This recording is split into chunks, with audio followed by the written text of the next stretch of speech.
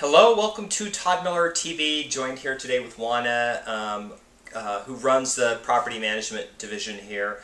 I get a lot of questions about property management from investors who are going to buy, and then they're asking about the next step after they buy, which is, you know, the whole tenant part, right? So what I did is I wrote down the three most common things that I hear, and I'm going to let you answer them. Okay. Okay.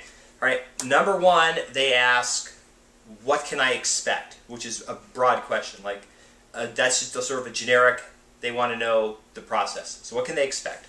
Okay, so the first thing that's going to happen is when we take over a property, we go out the property and we inspect the property. We take pictures for a couple different reasons. Okay. The pictures, first of all, document the current condition of the property. Okay.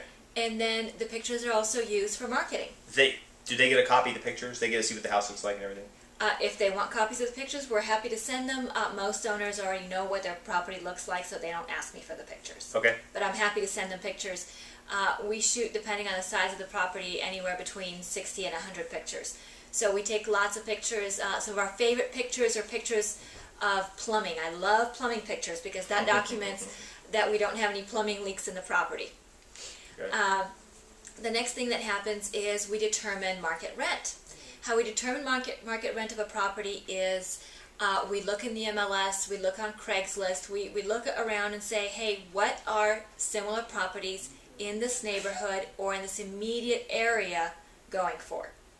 Okay, now it's not just square footage or age of the property that we consider. We also consider amenities. So if our property has granite countertops versus a property that does not, then we keep that in mind. We keep in mind what has rented in the last 3 months. We keep in mind who's on the market with us and how long they've been on the market. So there may be properties on the market that are on the market for less than what has rented in the last 3 months, but they've been on the market for a long time. So that lets us know that that price is priced above market value. Okay? The other thing that goes on is, of course, we get everything set up for the owner so they can view everything online. Our owners are able to see all their invoices online, they're able to see when tenants pay online, they're able to receive their proceeds online, and their tenants are able to pay their rent online. Okay, that takes us to the second question. What they want to know is, when do they get paid? Good question. Nevada law says I have to account for all money within 30 days. So all payments are sent to the owner within 30 days. A lot of times we're able to send payments faster than that. However, we have to wait for checks to clear because Nevada law says I can't float. So if I'm paid with a personal check, I have to wait till that check clears because I cannot have funds that don't belong to the owner in that account to float. Okay. The third thing I wrote down, what are the steps taken that to ensure you have a good tenant, meaning one that's not going to flake out and take off? Okay. So we're working with Nevada here. Other markets are different. But in Nevada, almost everybody has a foreclosure, a short sale, a bankruptcy, some sort of blemish, generally not a small blemish, on their credit. So at this point, credit is not what it used to be. You know, it used to be, well, you know, if they have a credit score of 750 or better, they're golden. Well, not so much, because almost no one has that credit score anymore. So now I look for different things. It's part science and part art. So I look for the credit report to paint a picture of the type of person they are. So I look for things like, for example, are they paying their utility bills? If they're willing to be in the dark without water, they're probably not going to pay rent. Okay. Okay? But maybe if they have medical bills or something like that, there may be extenuating circumstances for that. Okay. So I look for how recent they were not paying their bills. I look for a lot of things like that. I do verify their income with their employer.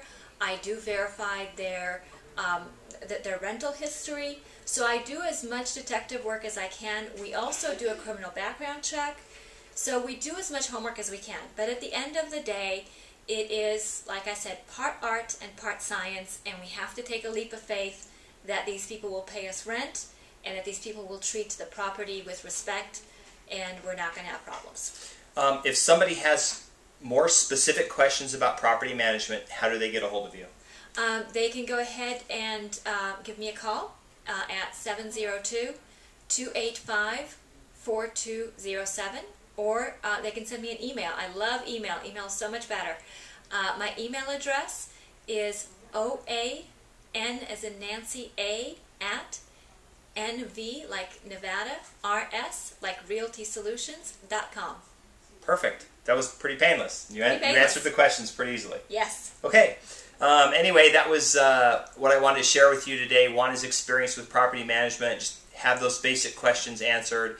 You can give her a call or send her an email if you have more questions. That is my update for today, and hope to see you on another video. Thanks.